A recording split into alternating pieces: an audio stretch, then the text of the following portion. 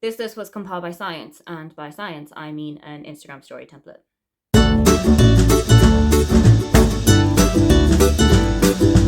Hi, welcome, come on in. My name is Aoife, and today I am taking you through month by month the best books that I read in 2022. I found an Instagram template at the start of 2022, and I thought it would be a really great idea to keep track every single month of what the best book that I read that month was. Something that I couldn't put down, something that shocked me, something that surprised me. So we're going to have a look at them. So let's cast our minds all the way back to January 2022. And the best book that I read that month was a reread. I don't know if that counts, but it was a reread. I read and absolutely adored, once again, Rachel's Holiday by Marian Keyes. It's one of my favorite books by her. I think it might actually be my favorite book by Marian Keyes. It is an absolute triumph. I think it's the second book that she ever wrote, but when I look at it and when I think about it, I never really come to that kind of conclusion because the writing flows so well, because the writing is so impactful, because it makes such a difference on you, but also because it's so hard hitting and also really gets down to the nitty gritty of what the situation is. As you can imagine, the book follows Rachel, who is not quite on holiday. She lives in New York. She grew up in Ireland, but has been living in New York for a couple of years. And she is kind of going through a high octane period in her life. She has a drug addiction. She has an alcohol addiction. And she goes out to party pretty much every single night, comes home at 6, wakes up at 7 to go to work, repeat ad nauseum. One night this all catches up with her, and after a very unfortunate letter that has been completely misread, Rachel is brought back home to Ireland by her parents and put into the cloisters, which is kind of like a rehabilitation centre where they want her to face her demons and kind of come back to the Rachel that they knew and love. Of course, Rachel is not the only person who is in the cloisters, so you get to see people from pretty much all walks of life around Ireland. You get to see people who are struggling with alcohol abuse, who are struggling with gambling addiction, who are struggling with kind of shopping addiction and letting their spending go really, really out of hand. But also you find out aspects of their personal life, of things that they never really thought about or had considered. And this book is treated with so much care, so much love, so much respect. You can tell that this is a topic that's quite sensitive for Marian. It's a topic that's quite personal to her, but it is dealt with so much tact, with so much respect. I absolutely adore this book. When you hear about how much I love that, it's probably not going to come as any surprise that the book of the month for me for February was, again, Rachel by Marian Keyes. This is the sequel to Rachel's Holiday, and it is set 25 years after all of the events of Rachel's Holiday. So you still have all of the eccentricities of the Walsh family. You still have all of the heart and all of the love of Rachel herself, but it is just a little bit more modernized, and there is a little bit more of kind of the modern day that we would have known and loved. Rachel is now living a completely clean life, and she is actually one of the therapists in the cloisters herself, kind of in a giving back to the community type vibe. But somebody from her past comes back into her life after 25 years, having not spoken, not seen each other, having had no contact all of this time, and it is threatening to put all of the work that she has put into herself right at the starting line again. This book really does hit with some pretty difficult topics. Of course, you've got discussions of alcohol abuse and of drug abuse, but there are also discussions of miscarriage, of stillbirth, of trauma when it comes to giving birth, of grief, of abandonment, of bereavement. And there are people out there for whom that is going to be a really difficult topic for them to read. So if that group does include you, please go into it with a little bit of caution. But if it is something that you feel okay and that you feel strong enough to read, I absolutely highly recommend that book. Then we go into March, and my book of the month for March was another Irish author, and this time it was Idle by Louise O'Neill. I buddy read this with Michelle from Michelle's Library, and I think both of us gave it roughly the same amount of star rating. I think she gave it a 5 and I gave it a 4, or maybe it was the other way around. But this book was such a phenomenal read. It's such a cutting and damning look at how much importance we place on social media in our lives, especially in the moment. This book follows Sam, who is an Instagram influencer. I think she is working in like beauty or lifestyle kind of areas of influencing. And she's approaching 3 million followers on her account. But something has just come out that is threatening to throw all of that asunder. She has talked in one of her recent essays about her first ever sexual experience with somebody of the same sex, how that opened a lot of doors for her, how that made her realize some things about herself that she hadn't really known before. And this was with her best friend Lisa when they were back in high school. They were about 15 or 16 years old. Lisa gets in touch with Sam and lets her know that she does not remember the events in the way that Sam does. She doesn't remember it having been consensual. It wasn't something that she wanted to have happen. She felt forced or pressured into doing it. And the book really takes on an entire way from there. There is, of course, talk about sexual assault. There is talk about who you are going to believe. And of course, with all of that, you have got the inner narrative in your head of whose story am I going to believe? Who is telling the truth here? What is the real situation that happened? Now, there are flashbacks to the event as it actually happened. There are flashbacks to around the time. So there are chances for you to kind of make your own mind up and see whose story you believe more. But I thought that even taking all of that aside, the discussions of social media, of addiction to social media, of our kind of self-worth and self-importance that we can place on these platforms, I thought that was done in such a phenomenal way. I have read everything that Louise O'Neill has written to date, and I've absolutely loved them, bar none. So I knew when I was going into this that this would be an absolutely phenomenal read, and thankfully I was not let down. Then we go on to April. I had a couple of books that were in my mind to put on this list until one evening in late April. I finished up work at about 7 o'clock and I had just started a book maybe the night before or just before work that day. And I thought to myself, what I'm going to do is I'm going to sit and read it for about 20 minutes, half an hour. Then I'm going to go and make dinner and then I'm going to come back to it. And that went completely out the window as soon as I picked up The Appeal by Janice Hallett. I sat in my chair until 1:15 in the morning and I just sped through it. Spoiler alert, but I do think that this is the book of the year for 2022 for me. I was so engrossed and encapsulated by the kind of small town story of a tiny little village in somewhere in England. And they're putting on a performance of one of Arthur Miller's plays that I don't remember the name of, but I know it's not The Crucible. So while all of this is going on, there has been a murder in the community and you are trying to find out who was murdered, why they were murdered, like what is the motive, who the murderer was, and there is also somebody else in the town who knows a little bit more about why it happened and what and when, and you have to figure out who that is. There are 15 suspects, there are 15 people of interest in this case, and you, as well as the two law students, are given the task of finding out who was murdered, why, and who did it. As well as all of that, there is a young girl in the community who has just been diagnosed with cancer, and you're also following that journey along, but nothing is as it seems with that, and there are so many twists and turns and new ideas in this book that you will genuinely be brought down a street, and then the next minute you're turned around and gone in a completely opposite direction. One of my friends who read this told me that when I was reading it, I should have a pen and a piece of paper by my side at all times.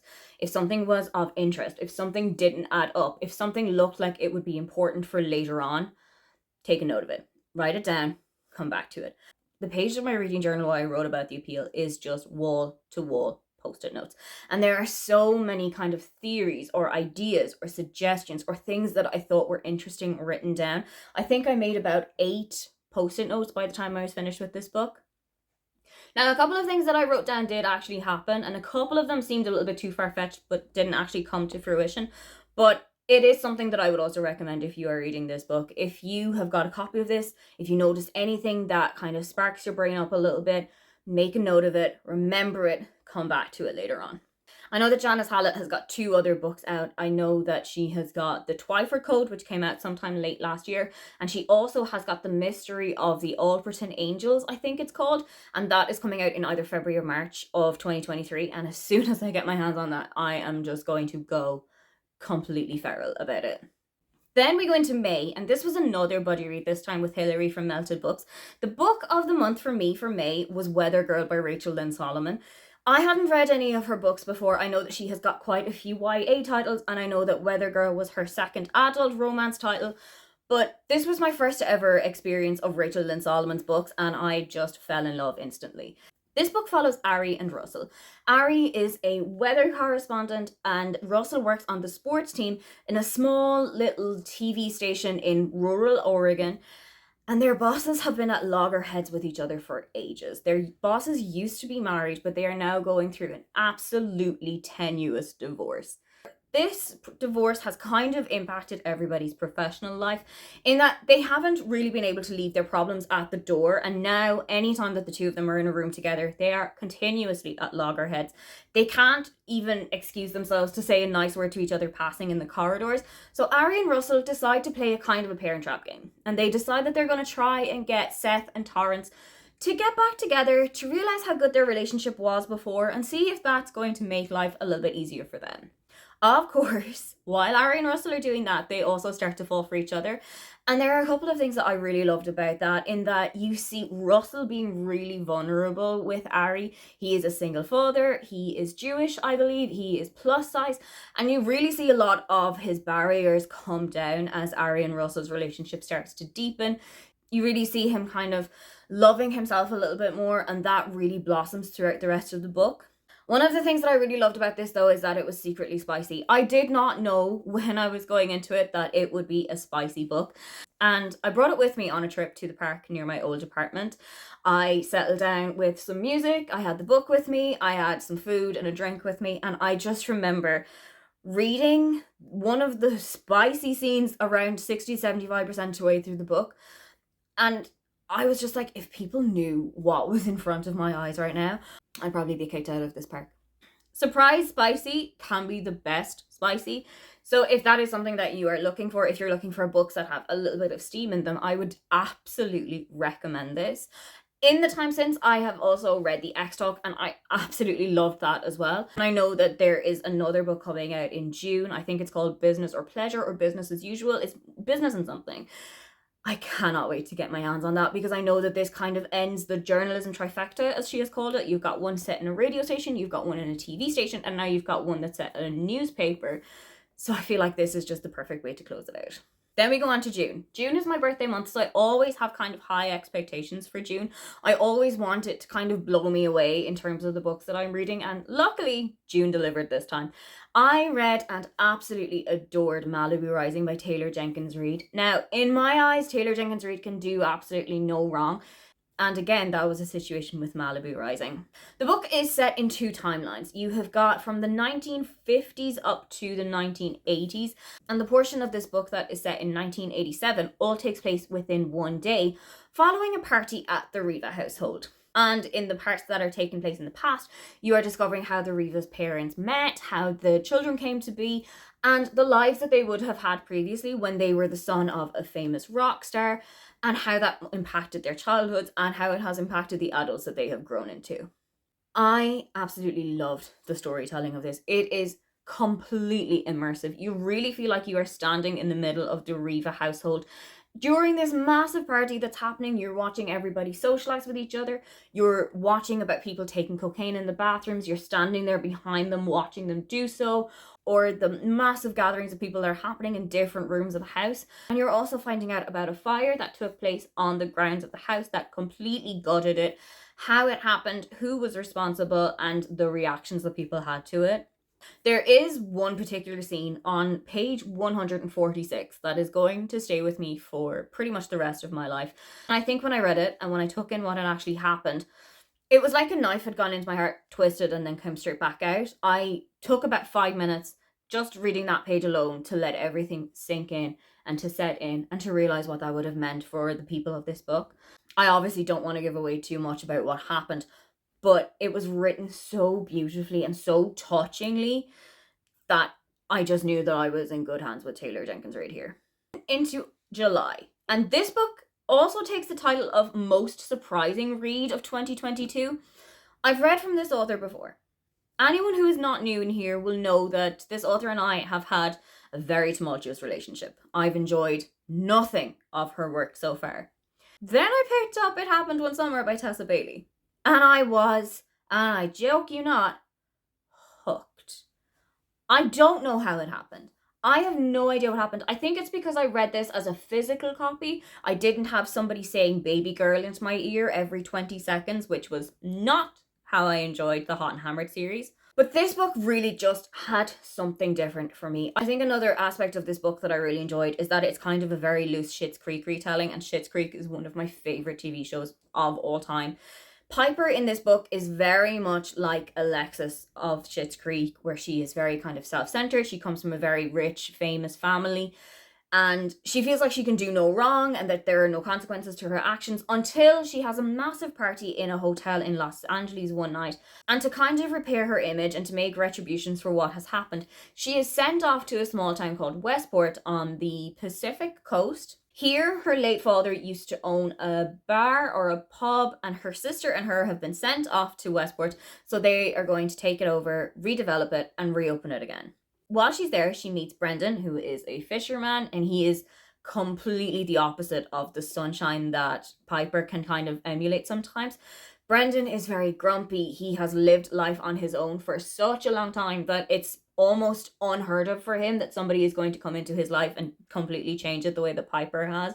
This book is probably one of the spiciest that I have read all year. I remember sending a picture of one of the scenes to one of my friends, and she just went, "Aoife, I am in Tesco.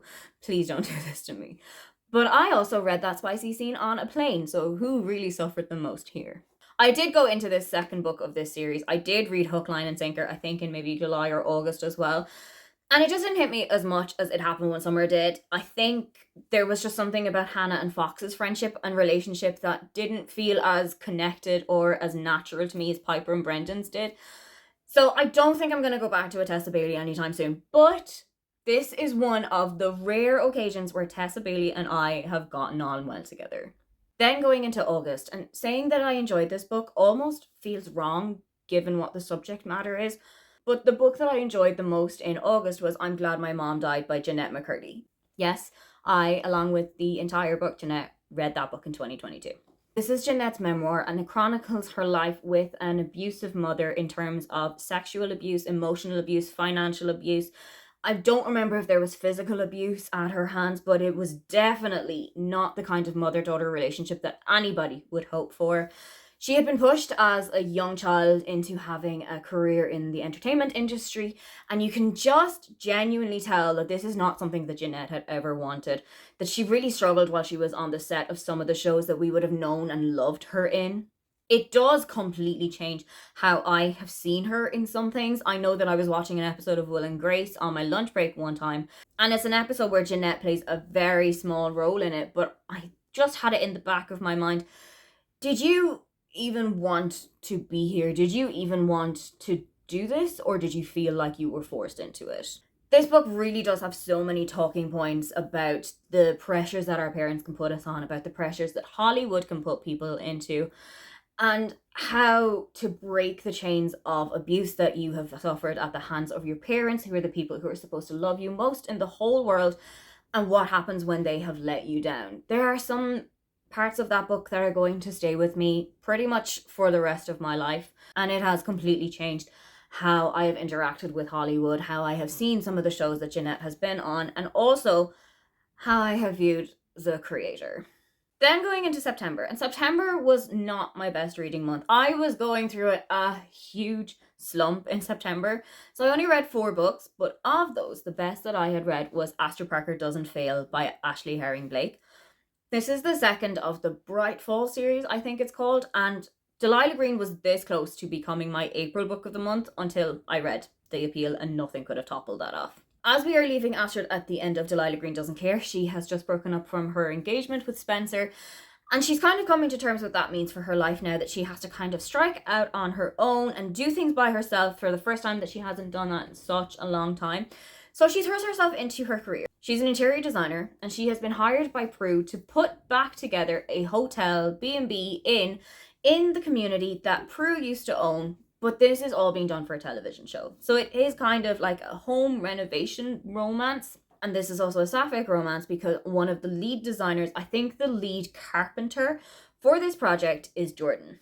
Jordan is Prue's granddaughter. She's also been sent there to just keep an eye on everything and make sure that everything has been done above board for her family home. And immediately sparks start to fly between Astrid and Jordan. They butt heads almost instantly as they see each other. They had actually bumped into each other in a coffee shop beforehand, and Jordan had accidentally spilled coffee down one of Astrid's really nice, really white, really pristine dresses. And that does sour the moment that they have met each other then on site for the first time, but you can very slowly see the relationship start to thaw. And then you can very slowly see the relationship start to really heat up. Much like its predecessor, Asher Parker Doesn't Fail is a particularly spicy romance, and I really enjoyed that part of it. The sex scenes are written really well, everything was written really respectfully, everything was written really well. Everything in this book was written really well. But also, something that I thought was written particularly well is the treatment of Jordan's ex wife. Jordan has been married before, her marriage has fallen apart, and you are really seeing the impact that this has had on Jordan's psyche at the moment, how she is viewing herself, and the kind of breakdown in relationship that the two of them had had. I really enjoyed reading that part, and I thought that it was dealt with really well, and it's definitely something that I would like to see a little bit more of in books in the future. I know that there is a third book coming out in this series. I think it's called Iris Kelly Doesn't Date, and it is about Iris, who is the third friend in this little group that they have together. And I cannot wait to read it. I think it's coming out at the end of this year. Whenever it arrives, it's going straight into my hand. The best book that I read in October was Lying in Wait by Liz Nugent. Liz Nugent is one of my favourite Irish thriller writers, bar none. She has got this amazing way with words in that you think you have got everything figured out. You think you know where the book is going. You think you know what's about to happen. And then everything starts to fall to pieces and you have no idea what is happening. This book follows Lydia and Andrew and their son Lawrence. The first line of this book is one that is so ingrained in my brain, it's never going to leave. My husband didn't mean to kill Annie Doyle, but the lying tramp deserved it. And over the course of the book, you discover who Annie Doyle is. What is their relationship between Annie Doyle and Lydia and Andrew?